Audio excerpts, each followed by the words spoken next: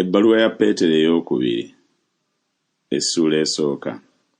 Simoni Petero, omuddu era omutume wa Yesu Kristo, eri abo abaafuna okukkiriza okw'omuwendo omungi nga ffe bwe twafuna mu butuukirivu bwa Katonda waffe era omulokozi waffe Yesu Kristo. Ekisa n'emirembe byeyongerenga gye muli mu kutegeera ddala Katonda ne Yesu Mukama waffe. Kubanga obuyinza bw'obwa Katonda bwe bwatuwa byonna eby'obulamu n'eby'okutya Katonda olw'okutegeera ddala oyo eyatuyita olw'ekitiibwa n'obulungi bwe ye. Ebyatuweesa ebisuubizibwa eby'omuwendo omungi ebinene ennyo, olw'ebyo mulyoke mugabanire awamu obuzaaliranwa bwa Katonda bwe mwawona okuva mu kuzikirira okuli mu nsi olw'okwegomba.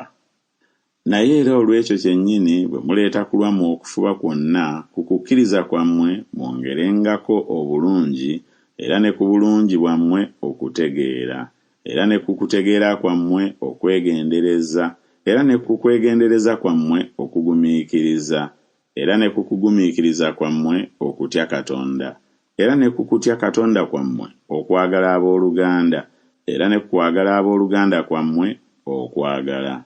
Kubanga bwe muba n'ebyo ne biba ebingi, bibafuula abatali bagayaavu n'ababala ebibala olw'okutegeera ddala Mukama waffe Yesu Kristo. Kubanga ataba n'ebyo ye muzibe w'amaaso awunaawuna, bwe yeerabira okunaazibwako ebibi bye eby'edda. Kale, abooluganda, kye munaavanga mweyongera obweyongeza okufubanga okunyweza okuyitibwa kwammwe n'okulondebwa, kubanga ebyo bwe munaabikolanga temulyesittala n'akatono. Kubanga bwe kityo tewalibulawo bugagga mu kuyingira kwammwe mu bwakabaka obutaggwaawo obwa Mukama waffe era omulokozi waffe Yesu Kristo. Kyennaavanga njagala ennaku zonna okubajjukiza ebyo, newaakubadde nga mubimanyi ne munywerera mu mazima ge mulina. Era ndowooza nga kya nsonga nga nkyali mu nsiisira eno okubakubirizanga nga mbajjukiza, nga mmanyi nga nditera okwambula amangu ensiisira yange era nga Mukama waffe Yesu Kristo bwe yantegeeza. Naye era naafubanga okubayinzisa buli kaseera nga mmaze okufa okujjukiranga ebyo. Kubanga tetwagoberera ngero ezaagunjibwa n'amagezi bwe twabategeeza obuyinza n'okujja kwa Mukama waffe Yesu Kristo, naye twalaba n'amaaso gaffe obukulu bwe. Kubanga yaweebwa Katonda Kitaffe ettendo n'ekitiibwa, eddoboozi bwe lyava mu kitiibwa ekimasamasa ne lijja gy'ali bwe liti nti, "Ono ye mwana wange omwagalwa, gwe nsanyukira ennyo."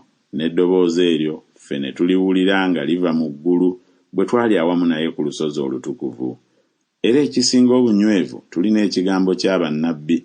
Mukola bulungi okukiraba ekyo, ng'ettabaaza eyakira mu kifo eky'ekizikiza, okutuusa obudde bwe bulikya, emmunyeenye ekeesa obudde n'eyaka mu mitima gyammwe. Nga mumaze okutegeera kino nti buli kigambo kya bannabbi ekyawandiikibwa tekitegeeza kukoma kw'oyo yekka. Kubanga siwali kigambo kya bannabbi ekyali kireeteddwa mu kwagala kw'abantu, naye abantu baayogeranga ebyava eri Katonda nga bakwatiddwa Omwoyo Omutukuvu.